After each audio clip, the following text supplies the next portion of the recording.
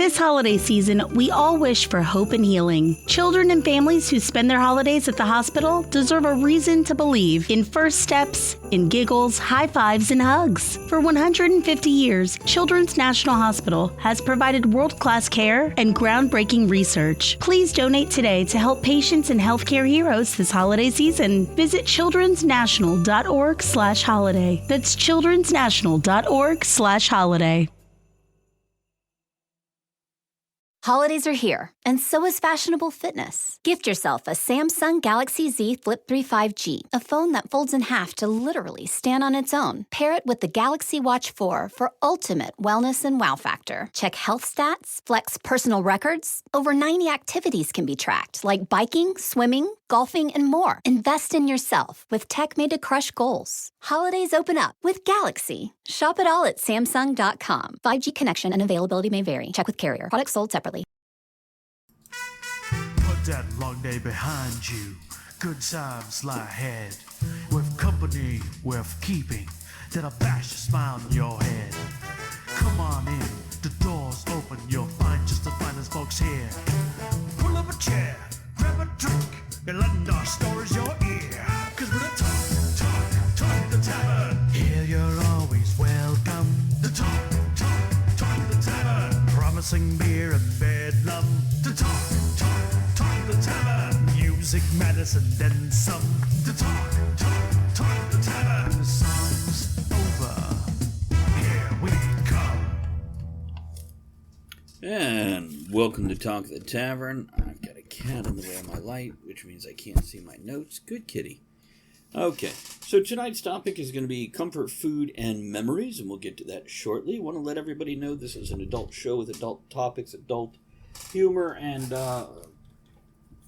we laugh and make jokes about everything, and there's a good chance somebody will get offended. So if that's not your sort of thing, feel free to head out and catch us on the podcast where we don't have to hear you whine about it. Now, other than that, hold on. There's still a cat in the lane. Oh, please whine. Please. Go ahead. All we do is block them and send them on their way.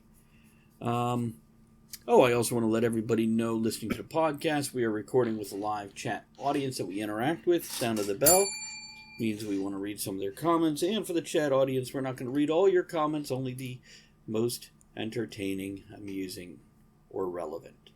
Other than that, hey, I'm author Travis Sivart, host and creator of Talk of the Tavern, amongst other podcasts such as Stealing for Survival and Right Night. My vices tonight is a reasonable bourbon and a great pipe tobacco in a nice Savinelli pipe. I have some C&D Irish Mist. For chat, let us know what your vices are tonight. What are you partaking of and enjoying? And let's have Ed go ahead and introduce himself.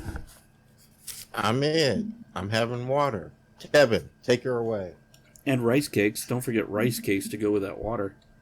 Well, come on. Let's not undermine Ed's public image any more than we already have at the top of the show. Good evening. I'm Kev. I'm a Fawlty Towers-esque British hotelier. This evening, keeping my bitter spirit alive with very strong black coffee, and I'm smoking hand-rolled drum gold tobacco. And our there's quote... There's nothing particularly gold about it, I'd like to say. It's still quite brown. I've always been curious about that. I'm distinctly disappointed. And the quote from Cogsley, so we can start the show out right, is everybody talks about the weather, but nobody does anything about it. Charles Dudley Warner. Here's to that. Cheers. Who do we have in the tavern tonight? Who's in our not-so-studio audience? Looks like we have Flaming Bird, Andrea Lachette. Anybody else out there looking? I see a bunch of you, but I'm not going to call you out if you're not chatting. So, I'll leave that be and call them out as they... Hey, there's Where to Win. I'm sure there's a couple others, but they're either shy or just hate me. Speak up, damn it. Could be either. And don't forget, if you're not a subscriber, you can use the tavern tokens in the lower left portion of the chat box to throw sub-only chat up there, even if you're not a sub. So there you go. I guess I should say subscriber after listening to Kevin earlier with his little commentary. No comment. No comment. I just think it's surely that's in this day and age we shouldn't have sub only chat. What is there a dom only chat? And if so, how do I subscribe?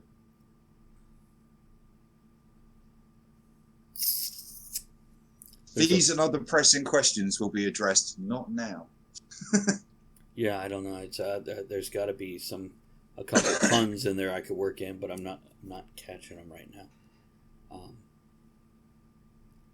There you go.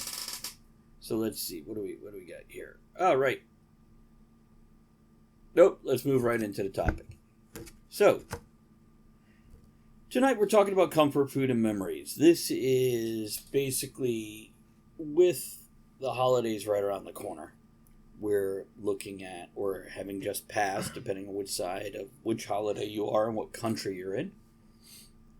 We're looking at the foods that brought us moments in our past that we cherish and hang on to.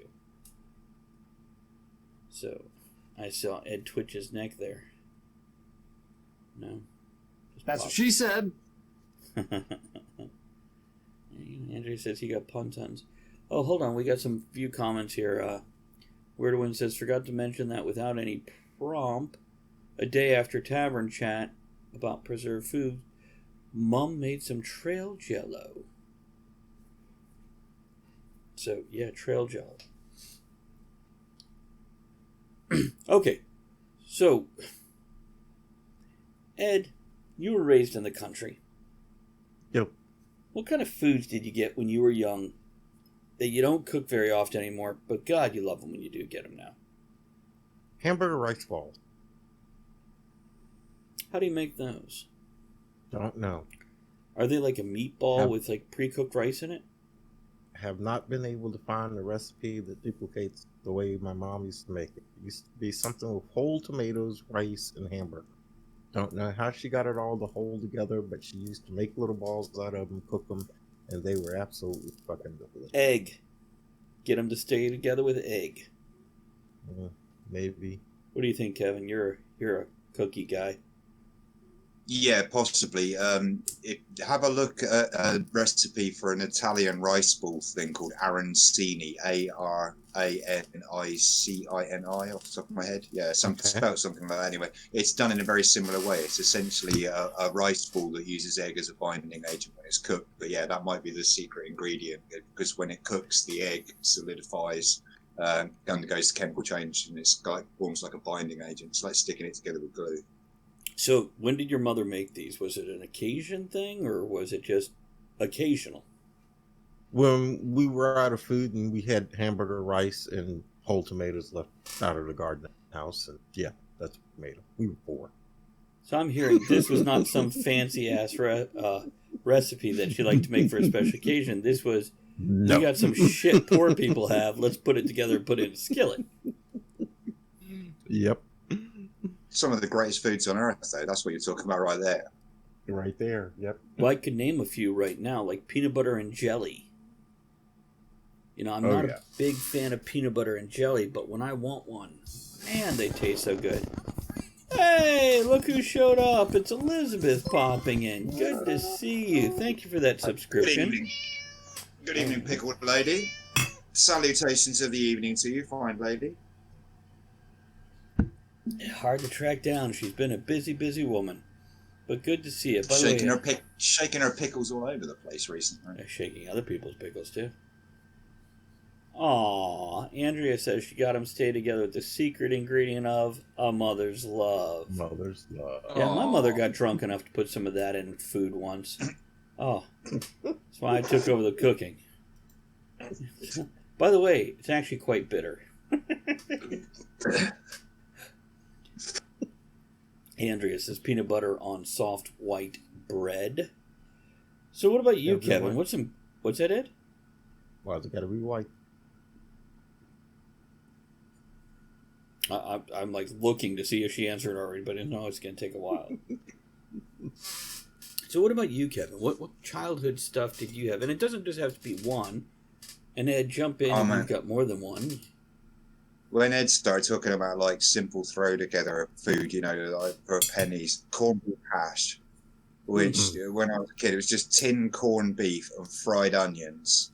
Like tin corned beef mashed up, fried in the frying pan with onions, and then stuck into a dish with mashed potato on top and a sprinkle of cheese, and then baked in the oven. I would have stabbed someone's grandmother for an extra portion of that stuff when I was a kid. Hey, I know a grandmother I don't particularly like because I'm old enough that my peers Let's are now talk grandparents. let's talk after the show. If you can make a decent corned beef hash, we might be able to work something out here. There we go. That and airline Like fare. a dark net trade. Instead of Bitcoin, I can assassinate people for corned beef hash. I do have the ability to pay in Bitcoin now. By the way, sorry, the chat is exploding. What are you giggling about, Ed? Windmere. Did he say sprinkle of titties? Yeah. It's banana honey sandwich from Where to Win. Corned beef mashed with beans. Flaming Bird, you're going to have to... She said. Flaming Bird, you're going to have to explain to the Americans what fairy bread for parties means. Yeah. Elizabeth says peanut butter jelly. And, yeah. Flaming Bird says, not in our house, Kev. Ours was corned beef, mash. Now, mash as in like sour mash? Mashed like potatoes. Moonshine? Okay. No, mashed potatoes. Yeah, mash in England is mashed potato. Mash is a little different here. It could be moonshine, it could be bourbon. And beans will be baked beans. So, haricot beans in tomato sauce, Heinz beans. I feel like it's a spam thing, but with beans. Would you like some beans and eggs? Or we got beans and eggs. You got eggs, beans, beans. Eggs, beans and spam and chips and spam and chips and bacon, chips, spam and eggs, spam and spam. Yes, brilliant. See, Wordwin says we make corned beef with sausage, cheese, potatoes, and eggs. Man, I just want to go on a whole breakfast thing.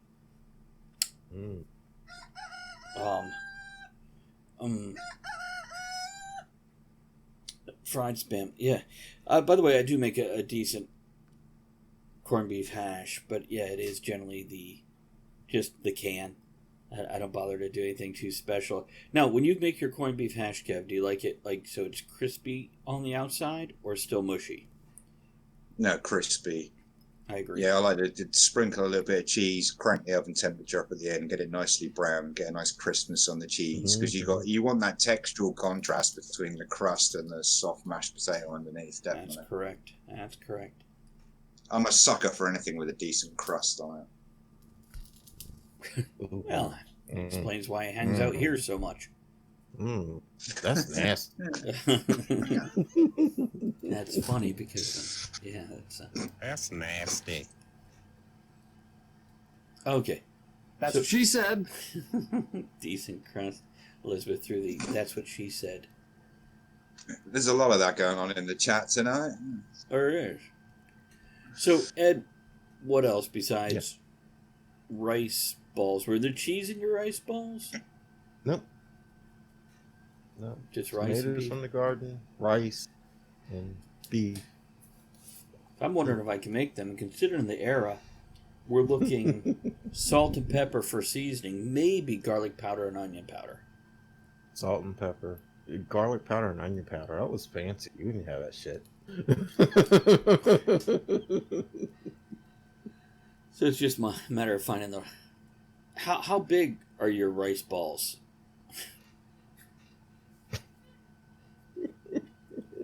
Well... You're below camera level. Hardball size. Yeah. So as in a baseball? Okay, I wasn't sure if we were going hardball, like the handball type hardball, or the baseball. As in a baseball. See, Wordwin says, when a kid, once a month, Mom and I would go to a restaurant for cinnamon toast and chocolate milk.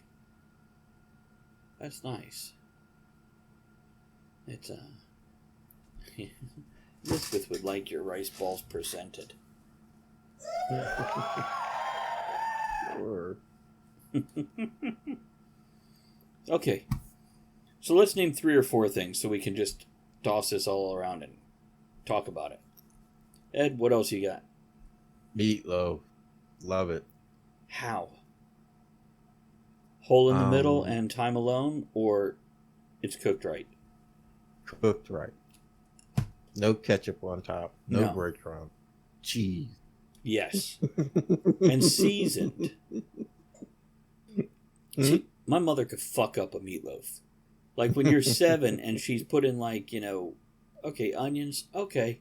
But then she's put in like peppers, like green peppers in it. Not even like green and red peppers, just green peppers. And you're just like, it's like the worst fruitcake ever. Yeah. Because it's the same colors as fruitcake once you add onion and green peppers. Then you got the brown stuff, but it tastes nothing like fruitcake. And she didn't tell me it's fruitcake Thank God. Oh, yeah. I like a good fruitcake. In a friend or a food. Okay, so meatloaf, rice balls, what else? Apple pie. Fresh picked apples? Yep. The grainy kind? Granny. Not granny. Okay, so the little slightly bitter sour ones. Mm-hmm. Interesting. Now, what about you, Kevin? You got a handful? Well, I love a good apple pie, yeah, but I go with a Bramley, like a big cooker. And I like mine with just like a little bit of caramel, either cooking the apple for a while so it browns out nicely, or, putting the apple slices in raw, but I drizzle in like a little bit of brown sugar syrup or something, just to get that nice caramelized apple-y flavor. Almost like, not quite toffee apple, but just like a hint of brown sugar to the edge of it, Comfort desserts. I was just thinking then, when I was a kid, so we had an old-fashioned baker in town, and he used to do all the old French patisserie cream stuff as well as loaves of bread and stuff. And I always used to get as a kid a cream slice, and these things were impossible. There's no delicate or polite way. You can't eat one in public in front of someone you care about. It's just 2 thin layers of crumbly puff pastry, sweet puff pastry, with a thin spread of fruit preserve on either side, essentially just to act as glue, sandwiching what is essentially a 3-inch thick slab of French stiff patissier's cream. Like this stiff stuff that is not soft and squishy, it holds its shape. And they used to make them in trays. So you'd put a layer of the puff pastry and spread the fruit preserve on, fucked on the cream. And you get this thing, and it's impossible to eat safely. For a start, it's crumbly and made of flaky pastry. The moment you put any pressure on either side, it's got so much cream in it, it just explodes out the sides. So the only way you could eat these things is to take like huge licks along the sides to reduce the center mass, so you could gradually get the pastry together enough that you could dare take a bite without exploding. They were filthy, they were messy, they were incredibly bad for you. And every time I think about one now, it puts a smile on my face. In fact, if there was a baker's open now, I'd go and buy one. You'd have to buy 2, because I think we all need to have one of our own now. Oh, man, they were amazing. You can still get them. There's a little bakery just around the corner from me called Grace's that still does all the old-fashioned sort of confectionery stuff. They just do about 30 different pastries, but they only bake a very limited number every day, so when they're gone, they're gone. Now, before you go into any more, I'm going to read a whole bunch of comments. I'm just going to go right through them real quick. We do meatloaf with rice on a bed of bread to absorb extra grease, carrots and potatoes to the side, cover it with barbecue sauce. Andrea says she makes good meatloaf. Flaming Bird says rice pudding homemade. Andrea says I'm making apple pies tomorrow. Wordwin says miss good tasting apples so much. East Coast apples are awful. And then candy apples are mentioned. And Andrea says, what exactly is Kevin talking about? It's a question that people often ask. You'd have to be a bit more specific in order for me to answer that. True. Probably the cream slice. Yeah.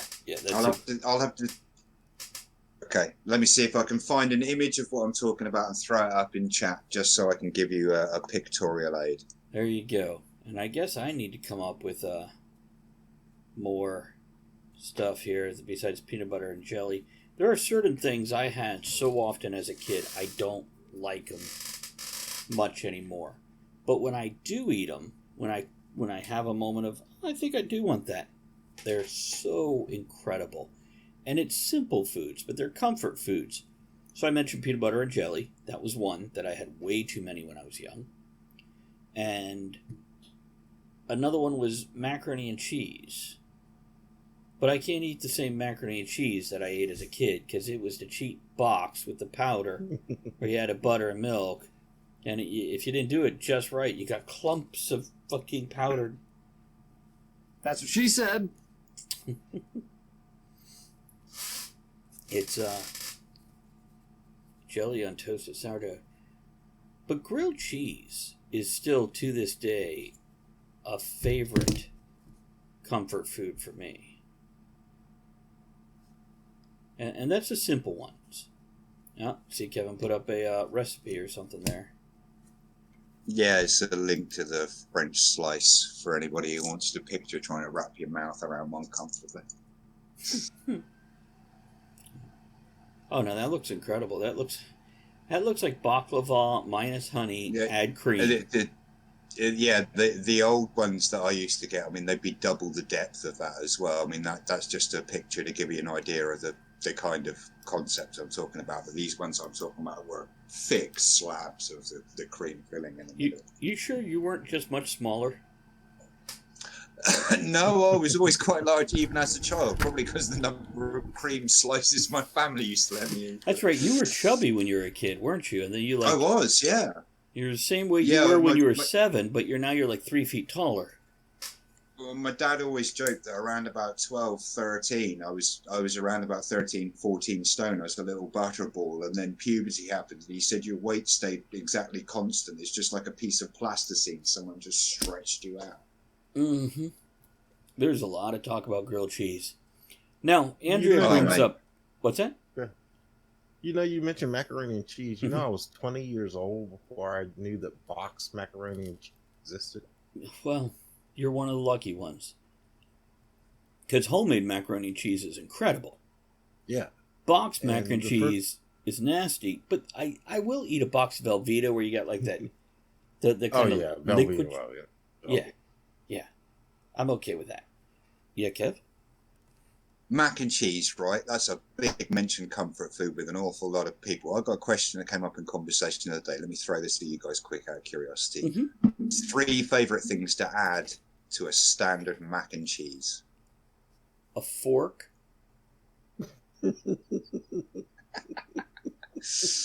That's all I got. Because it seems to be like everyone's got like a little bit, you know, even if it's just like, oh, I like to sprinkle a bit of breadcrumb on the top to get a crunchy top or something like that. Everyone likes to fuck with just mac and cheese sauce. Just right. Mac and cheese. Just mac and cheese sauce, nothing else. We can debate on which cheeses to add. Okay, we can talk about that. Different cheeses to make different flavors, whether it's sharper, greasier. But you'd never consider adulterating a mac and cheese with anything else. It's just mac and cheese sauce. I've tried it with bacon. I've tried it with breadcrumbs. I've tried it with all these different things. And, never had any urge but macaroni, butter, cheese, milk. And I'm good. I don't even want to add salt or pepper or garlic or any of that. So... that's with mac and cheese. And Andrea up here in chat a few moments ago mentioned homemade soups. And I think soups, she also mentioned chicken and dumplings, like just down from that. And I think these are really a great comfort food. With grilled cheese, we often have tomato soup. I love to make a beef stew or a chili. Or split pea and ham soup after Thanksgiving with the extra ham. Well, nobody else eats split pea and ham soup. Elizabeth here in chat, Pickle Lady, she will. Ed, you'll eat it too? Mm-hmm. Will Teresa? Mm-hmm. Because I like to get the smoked ham And then make the split pea and ham soup with some carrots and maybe potatoes. But potatoes are less important than carrots in this mixture for me. What about you, Kevin? Would you eat split pea and ham soup?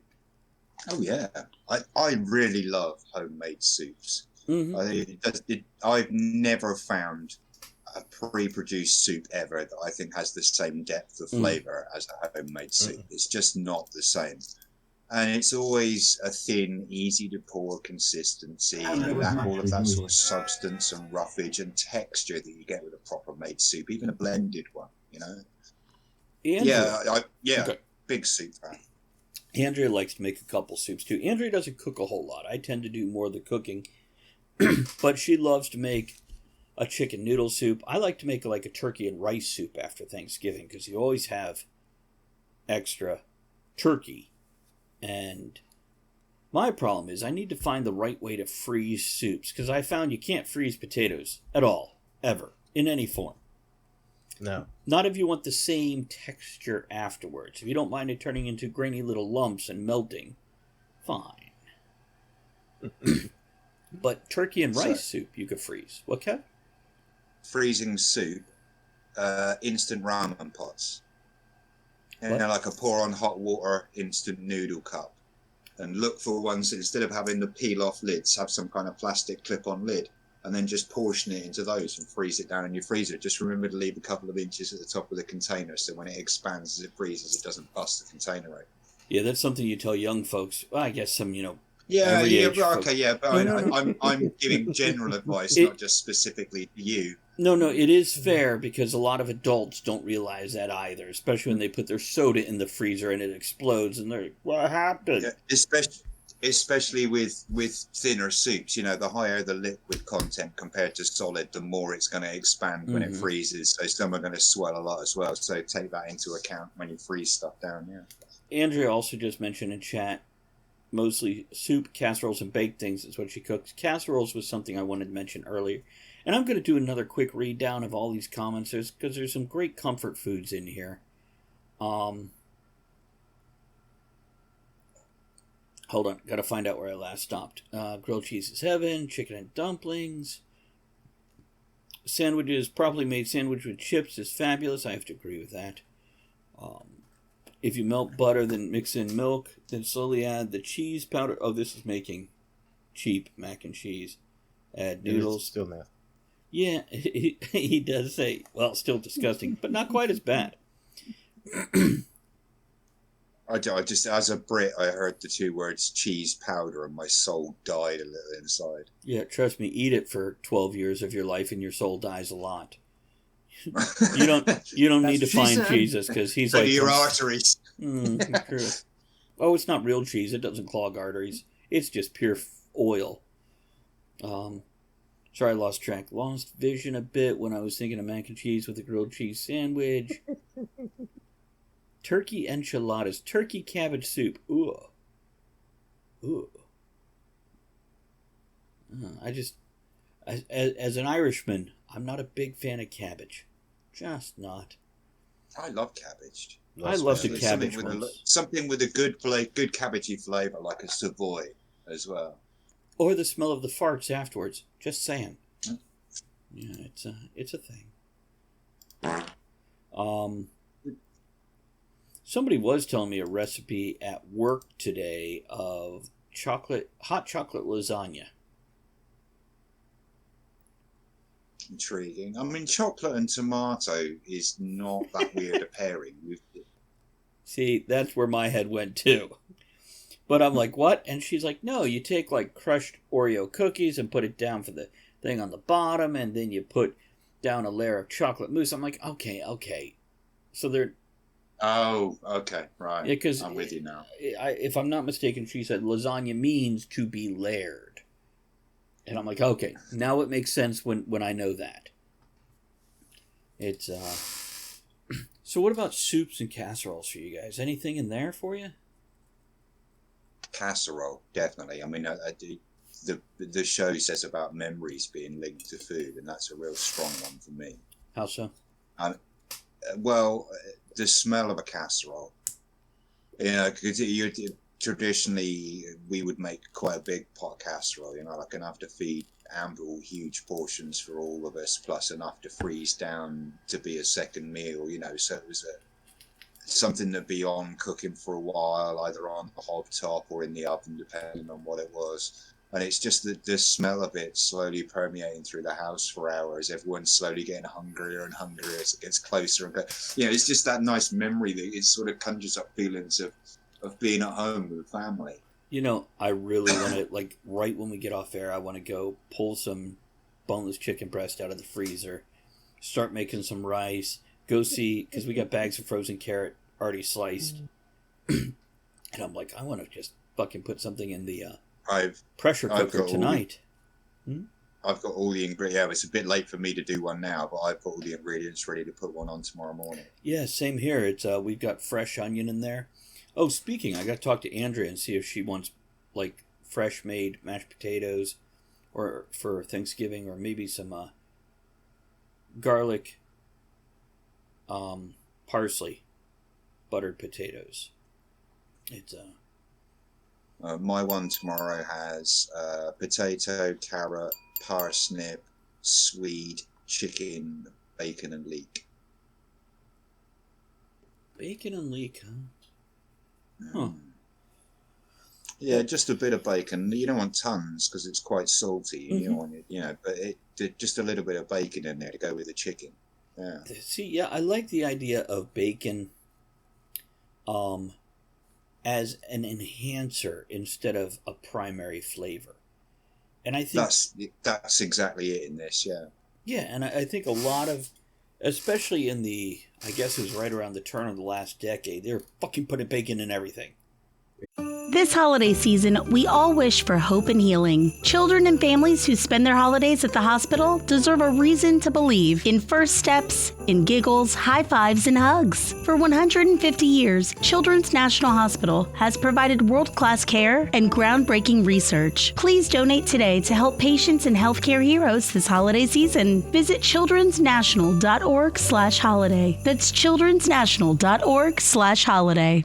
Holidays are here, and so is fashionable fitness. Gift yourself a Samsung Galaxy Z Flip 3 5G, a phone that folds in half to literally stand on its own. Pair it with the Galaxy Watch 4 for ultimate wellness and wow factor. Check health stats, flex personal records. Over 90 activities can be tracked, like biking, swimming, golfing, and more. Invest in yourself with tech made to crush goals. Holidays open up with Galaxy. Shop it all at Samsung.com. 5G connection and availability may vary. Check with carrier. Products sold separately. And I love bacon-flavored bacon, but I don't necessarily want bacon-flavored everything else. Right. It's I mean, I'm doing. It'd probably be enough easily enough to feed 4 or 3 big portions, and there's 2 rashers of bacon in it. Nice. So what about you, Ed? Soups, casseroles, got anything in? Nothing that really grabs me and says, yeah, I like that a lot.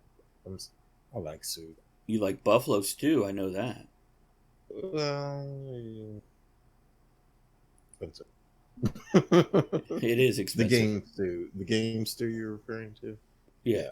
No, what I'm telling, for everybody else who's viewing or listening, Ed will often make a stew when we're camping.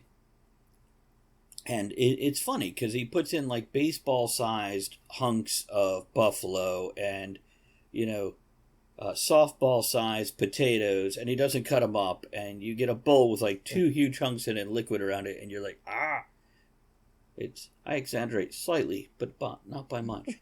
They're big fucking chunks, and it's good. Just go big or go home. See, whenever I cook a soup with potatoes, I believe in cutting them into smaller bits, probably the size of a 6-sided dice. Well, the reason I do this is because if you have a huge chunk, you get a lot of bland in the middle of the potato. So if you have a spicy soup, it's one thing, but the smaller chunks, they soak up a little more, so the seasoning blends with the bland better, in my opinion.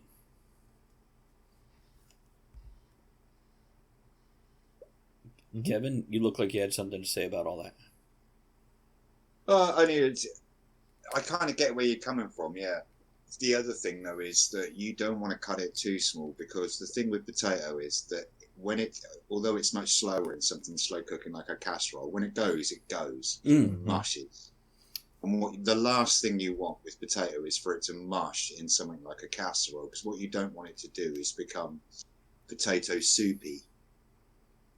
So I shy away. I'd rather leave my potato chunkier and have some solidity at the end process hours later when it's still cooked, than have it fall to bits. So I have a tendency to go bigger rather than smaller. Kevin, I mentioned freezing potatoes. So when I make a soup with potatoes in it, I've started looking at, can I make a soup with potatoes in it that is good first time out? Then when you freeze it, go ahead and break those potatoes down to that grainy thing and almost turn it into a chowder afterwards. Like, can I make a soup that you can just add some milk or cream and butter to? Let the, Hey, Estherine, yes indeed. We're recording the podcast. Yeah, and I've started to wonder about that. That way you kind of have a transformer soup.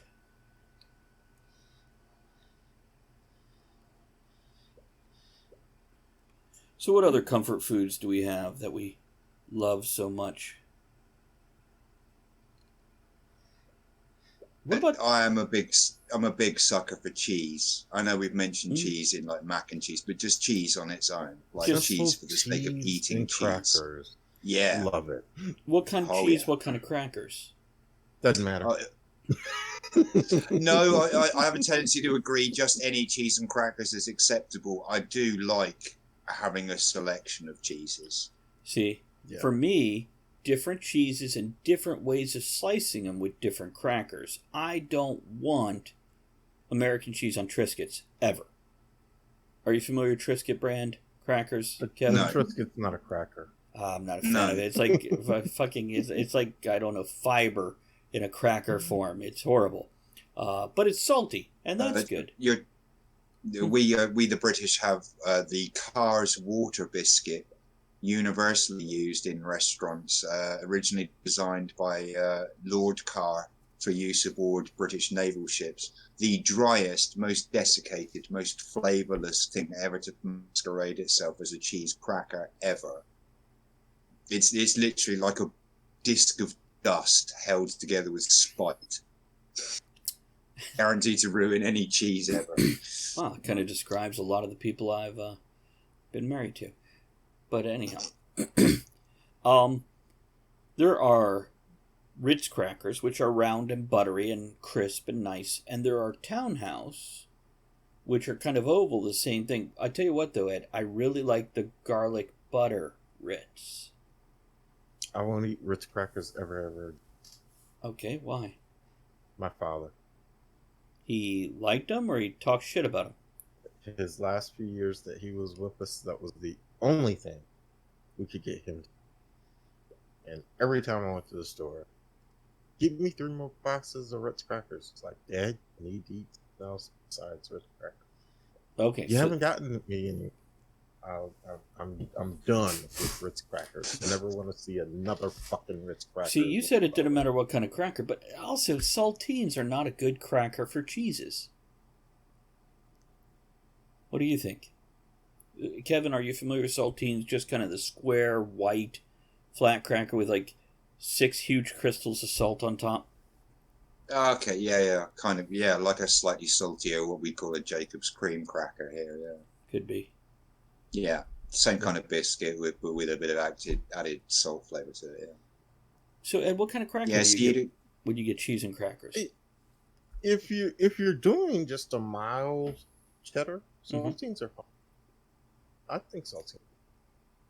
To be honest with you, I really don't know the name of the crackers that I get when I'm in the store. I know what they look like in the box. It's like, those are the ones. And you ever had chicken biscuit crackers? Yeah. Many years ago. I like them. They feel so low class, but they taste so low class too. It's great. And Kevin, for the Brits in the room, they're pretty much just kind of a standard light, fluffy cracker. But they've been coated in like chicken bouillon dust, if you will. Okay. So right. they're super salty with a bit of a chicken and buttery flavor, and Gotcha. yeah, they're pretty good. They're. I'm sorry, I just got distracted here. As Andrea says, I have Triscuits, Swiss, and ham for lunch at work most days. Then Elizabeth asks, ever have shit on a cracker? Can't say I have. No. Not to my recollection, no. I've had some shit on a cracker, but not actual shit on a cracker. See, I feel different cheeses go better with different meats. And Oh, yeah. for Yeah. example, I don't want I don't want an extra sharp cheddar with a ham. I want a mild cheddar because of the creaminess goes Right. better. But a smoked ham with a sharp cheddar is good. But a honey ham, you want a mild cheddar, or I do at least. Don't No? put honey on it. You don't like honey ham? Uh, Everyone's my answer here, Big Sal. I really prefer the smoked ham lunch meat. It's so. When the hell do you use a cube of cheese?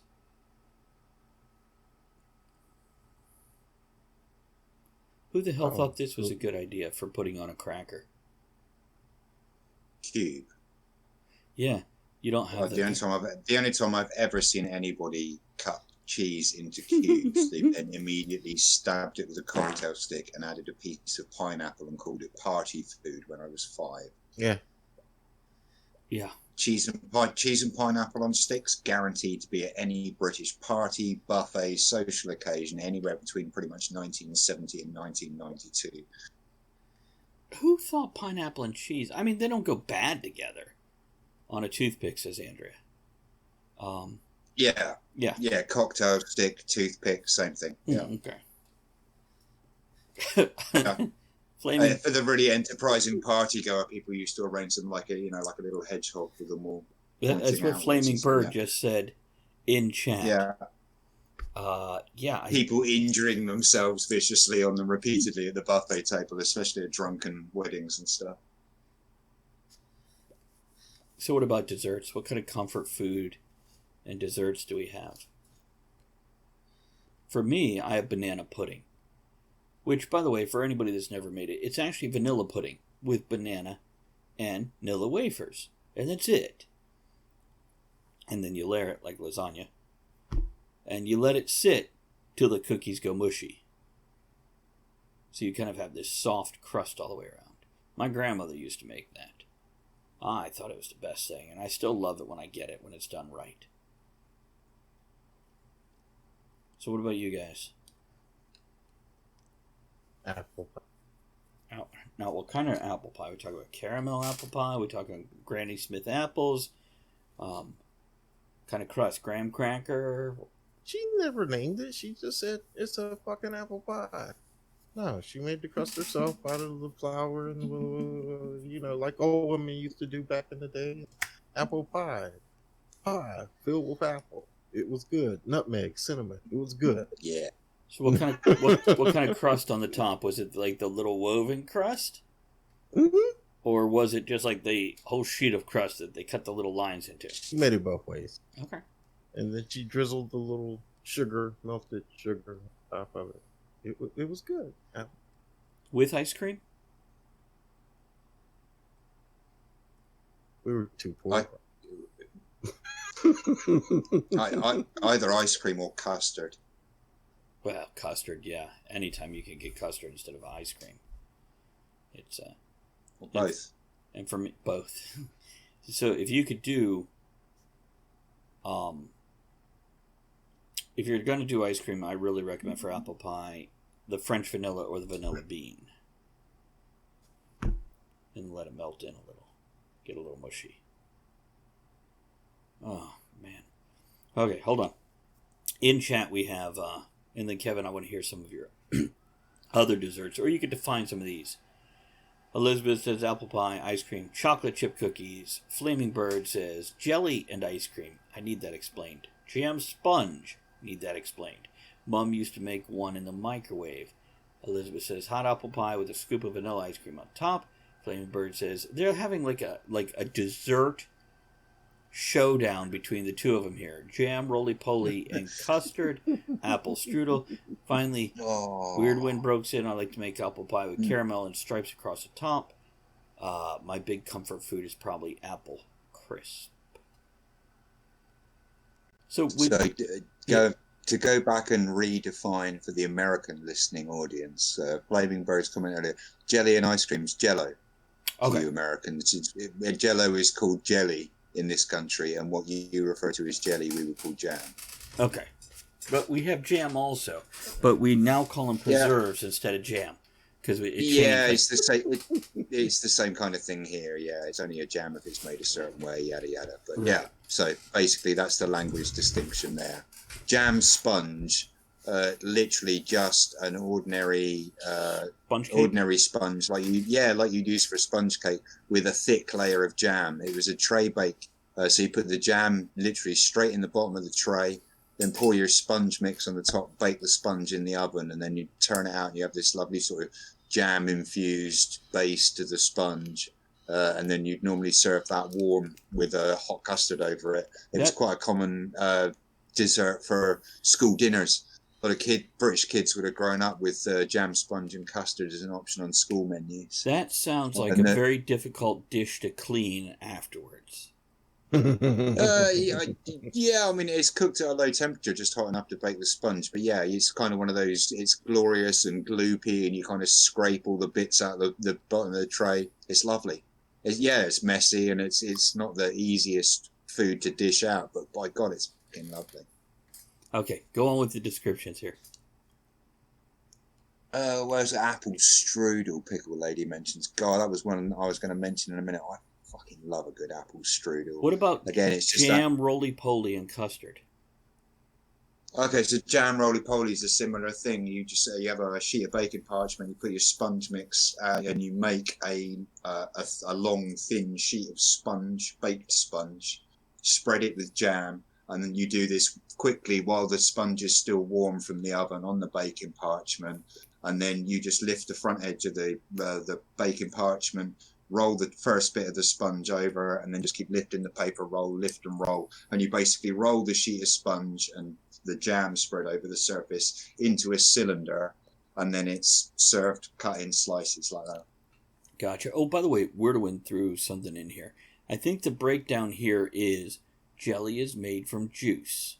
Jam has bits of fruit in the juice. Preserves are made from pureed fruit.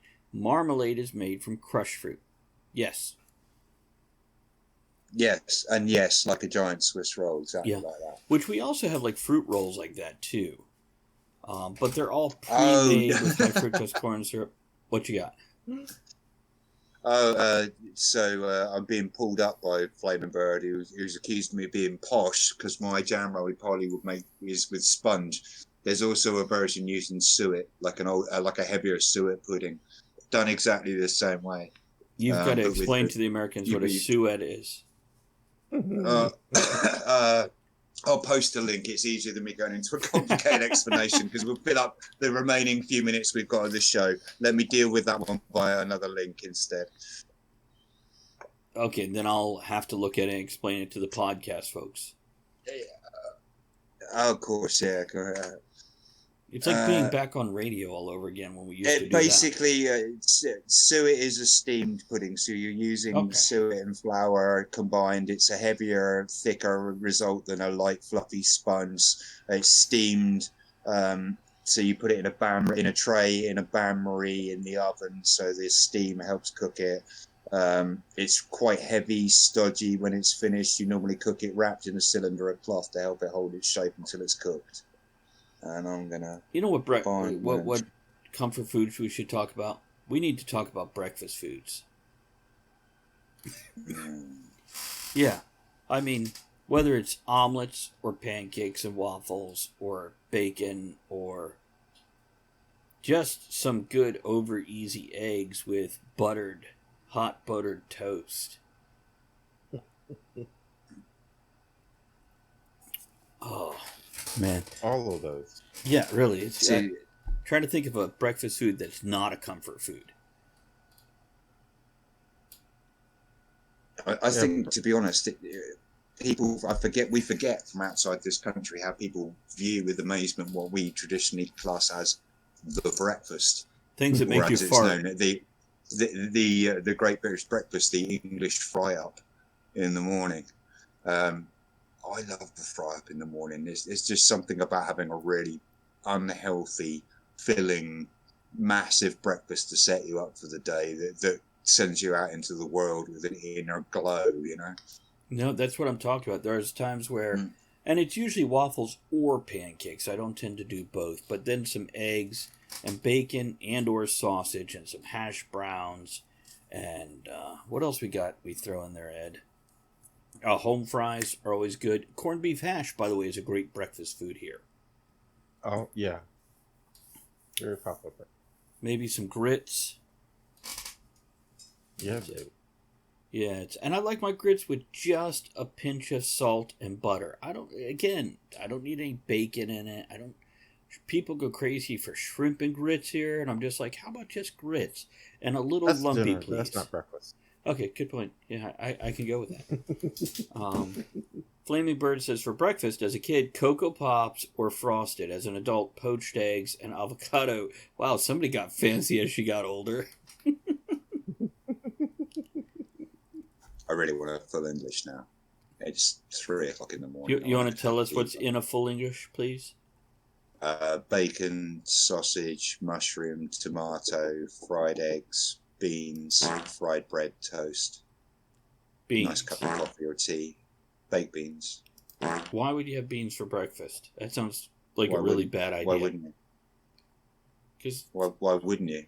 beans and eggs to start And the black day? and yeah, and black pudding as well. Now, what exactly is black pudding? It's a baked blood sausage. You want to define a blood sausage for the American audience? It's literally what it sounds like. It's a sausage made with a high concentration of blood and iron in it, so it's black in color. And it's got it's herbs and spices and stuff, but it's very dark, strong flavored sausage. Very soft in texture. We cut it in thin slices and then fry it in the pan. Nice. I love it. It's a bit like the Marmite of the Great British Breakfast, though. It's the divider. Like, everyone loves a fry up, but black pudding or not, all no with some people, and fuck yeah with the rest of us. Flaming Bird says, and it's as disgusting as it sounds. No, it's bloody lovely. It's especially nice with bacon and apple, actually. Believe it or not, bacon and apple flavors go really nice with black pudding. Hey, Gary What's popped the in. color? What up, Gary? Hey Gary, you're right, man. I tell you what, I would, see, I know when Andrew and I came to visit you there, Kevin, we went over to that little hotel that had slot machines in its lobby around the bar, and we had breakfast there, where we had the beans and the fried tomatoes and all that. Yeah, by the way, Marmite, Andrea says Marmite is not something I like. Does anybody else, isn't a Marmite an animal that lives in Australia? I'm pretty sure that's correct. And how do you cook that little rat bastard?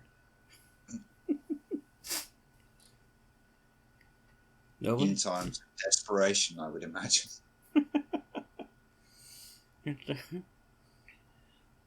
Okay. What other... We've got a few minutes left here. Now we could move into like favorite candies. Let's do this.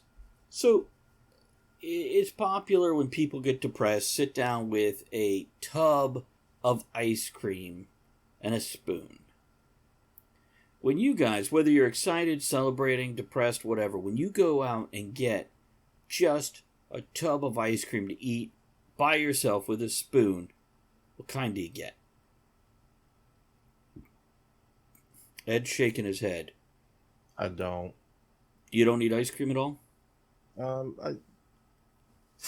I'm not gonna go out just get a tub of ice cream. You've never got... Well, by tub, it could be like Ben and Jerry's. You know, it comes in all the cool flavors and everything. Yeah, It doesn't work. Oh. I love me a good ice cream sandwich. When I want ice cream, yeah, an ice cream sandwich is okay, or I'll go ahead and fix a sundae or something. Just those flavored ice cream. Okay, what about you, Kevin? It's quite a rare thing for me as well. But if I do eat ice cream, I tend to like I like strong, sharp fruit flavors mixed with something heavier and creamier. So something like white chocolate and raspberry, some kind of combination like that. I don't like anything that's too sickly sweet if I'm eating ice cream. I like something that's got a bit of sharpness to it. Okay, a couple comments over here in chat. Andrea says mint, not with chocolate chips or raspberry gelato.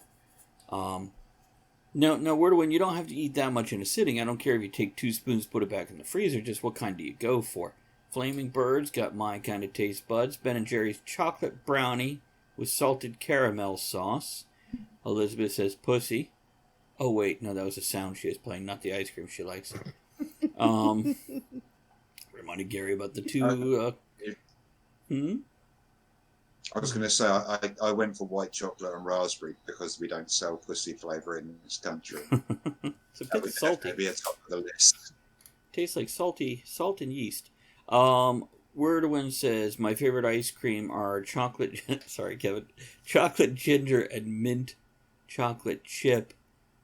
And Elizabeth's got the classics going on. Vanilla, chocolate. Now mixed or just separate? Man, the ladies are just going crazy for Fred. That's Kevin's cat for all the people listening on podcast. He's a big old Tom.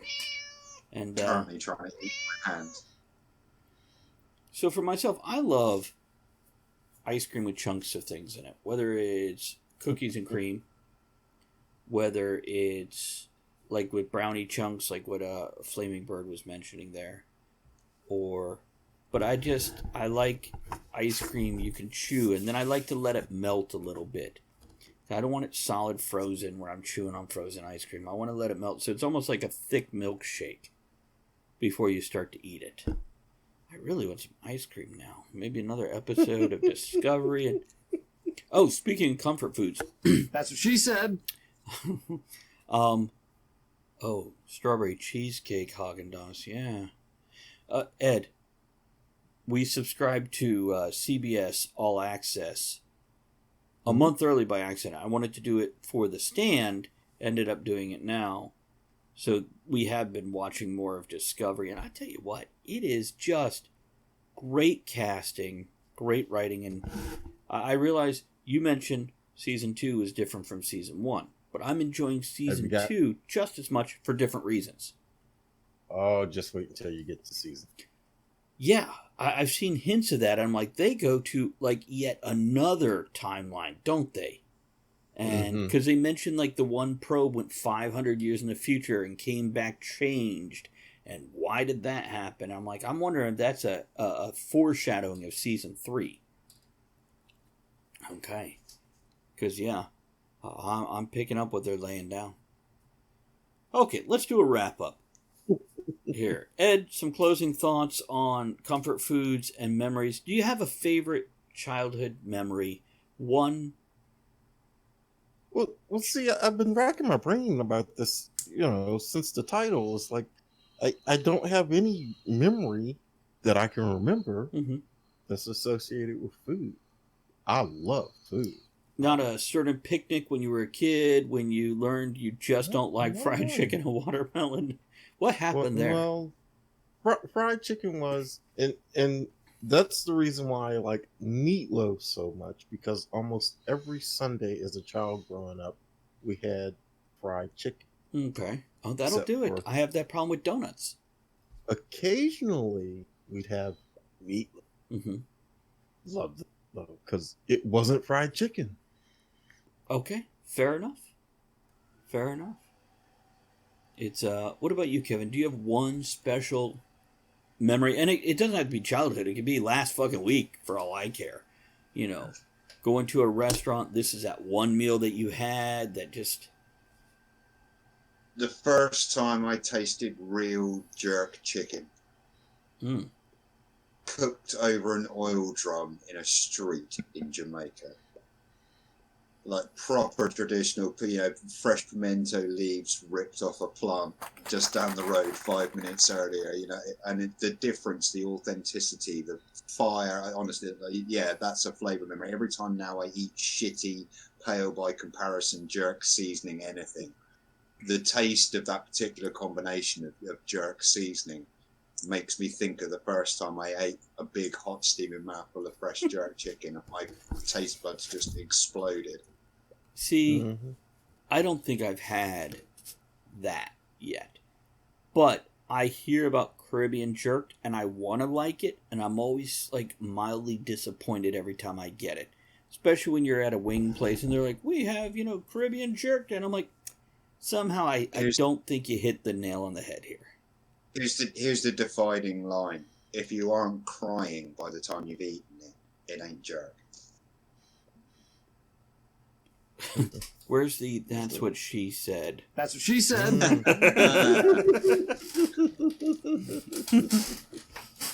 If you ain't crying by the time you eat it, you ain't had jerk. Okay, let's wrap the whole show up on that note.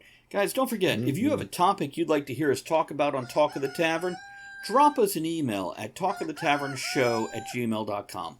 That's talkofthetavernshow@gmail.com if there's a certain topic you'd like to hear us discuss or explore. Also, I want to thank everybody who came in here, hung out, throwing up their ideas. And hold on, there's one more. I used to live near a Jamaican restaurant. Once they got to know me, they started giving me the stuff they made in the back parking lot. Freaking amazing. Yeah. And it's a beautiful thing. Yeah. If you go into an Indian place, well, basically any ethnic place that's not your people's food, get to know the people, make friends with them till they will cook you something that they would cook for their family. Yeah. Definitely worth that effort and the time put in. I've done that a few times. Incredible experiences come from that. As a chef, never assume that a takeaway restaurant is representative of a culture's cooking. Absolutely. It's because they know me as the guy with the mustache, where I'm like, cook it like you cook for your family. Make it that way, please. Okay, so I want to thank everybody who joined us here on the live show, as well as those that pulled down the podcast to listen to it. You guys are my favorite. Thank you to all the subscribers, people who threw bits, subs, hosts, raids, and merchandise during the show, after the show, before the show, and when I was in the bathroom that one time. Awkward, but nice. Everybody who supports us on Patreon and PayPal. And we will catch you on the next episode. Good night, everybody. Good night. Thanks for joining us in the discussion shenanigans tonight. You are the one thing that makes the show what it is. Don't forget to join us at the tavern next week. Until then, have fun, keep learning, and be good to one another. Now, raise your glass in good cheer. Enjoy the small moments every day and steamy dreams every night.